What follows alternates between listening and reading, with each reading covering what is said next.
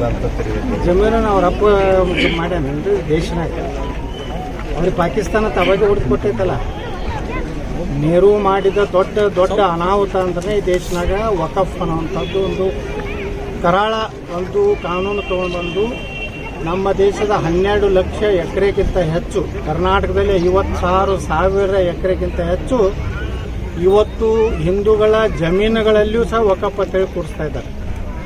ಯಾರು ದಲಿತರು ಕಟ್ಟುವಂಥ ಮನೆಗಳ ಮೇಲೂ ಇವತ್ತು ವಕಫ್ದವ್ರು ಖಾಲಿ ಮಾಡಿಸ್ಲಿಕ್ಕೆ ಪ್ರಯತ್ನ ಮಾಡ್ತಾ ಇದ್ದಾರೆ, ಗುಂಡಾಗಿರಿ ಮಾಡ್ತಾ ಇದ್ದಾರೆ ವಿಜಯಪುರ ನಗರದಲ್ಲಿ. ಈ ರೀತಿ ಆ ಕಾನೂನು ಪೂರ್ತಿ ಸಂಪೂರ್ಣವಾಗಿ ದೇಶದಿಂದ ಕಿತ್ತಾಕಬೇಕು. ಅದನ್ನೆಲ್ಲ ಕಂದಾಯ ಇಲಾಖೆ ಭಾರತ ಸರ್ಕಾರ ತಗೊಂಡು ಎಲ್ಲ ರಾಜ್ಯಗಳ ಕಂದಾಯ ಇಲಾಖೆಗೆ ಅದನ್ನು ಹಸ್ತಾಂತರ ಮಾಡಬೇಕು. ಅಲ್ಲಿ ಎಲ್ಲೆಲ್ಲಿ ದಲಿತರಿಗೆ ಹಿಂದುಳಿದವ್ರಿಗೆ ಯಾರು ಮನೆ ವಸತಿ ರೈತರು ಈ ದೇಶನಾಗ ಅದಾರ ಅವ್ರಿಗೆಲ್ಲ ಒಳ್ಳೆ ಮನೆಗಳನ್ನು ಕಟ್ಟಿಕೊಡ್ಬೇಕು. ವಕಫ್ ಈ ದೇಶದ ಹಿಂದಿನ ನೆಹರು ಮಾಡಿದಂಥ ದೊಡ್ಡ ತಪ್ಪನ್ನು ನಾವು ಎಲ್ಲ ತಿದ್ದಬೇಕಾಗಿದೆ. ಬಾಬಾ ಸಾಹೇಬ್ ಅಂಬೇಡ್ಕರ್ ಅವ್ರ ನನಸು ಮಾಡಬೇಕಾಗಿದೆ.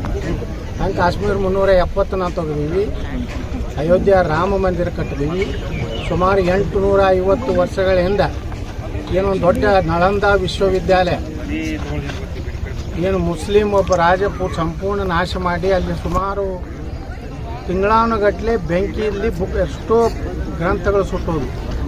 ಅಂಥದನ್ನು ನಮ್ಮ ಪ್ರಧಾನಮಂತ್ರಿಗಳು 850 ವರ್ಷದ ಆ ಒಂದು ಭವ್ಯವಾದಂಥ ವಿಶ್ವವಿದ್ಯಾಲಯ ಮತ್ತೊಮ್ಮೆ ನಿರ್ಮಾಣ ಮಾಡಿ ಭಾರತದ ಭವ್ಯ ಒಂದು ಜಗತ್ತಿಗೆ ತೋರಿಸೋಂಥ ಕೆಲಸ ಇವತ್ತು ಮಾಡಿದ್ದಾರೆ. ಅದೇ ರೀತಿ ನಾನು ಭಾರತದ ಪ್ರಧಾನಮಂತ್ರಿಗಳ ಪತ್ರ ಬರೆದಿದ್ದೇನೆ. ಈ ವಕಫ್ ಕಾನೂನನ್ನು ದೇಶದಿಂದ ರದ್ದು ಮಾಡಬೇಕು. ಇಡೀ 12 ಲಕ್ಷ ಎಕರೆ ನಮ್ಮ ಭಾರತದ ನಾಗರಿಕರ ಆಸ್ತಿ. ಇದು ಯಾವ ಮುಸ್ಲಿಮರ ಆಸ್ತಿ ಅಲ್ಲ.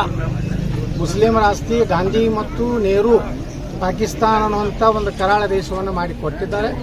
ಅವರು ಅಲ್ಲಿ ಬೇಕಾದ್ರೆ ವಕಫರೆ ಮಾಡ್ಕೊಳ್ಳಿ, ಸುಡುಗಾಟ ಮಾಡಲಿ, ಏನೋ ಮಾಡಿ ಸಾಯಿ ಏನಂತಾರೆ ಕಬ್ರಸ್ಥಾನ ಮಾಡ್ತಾರೆ.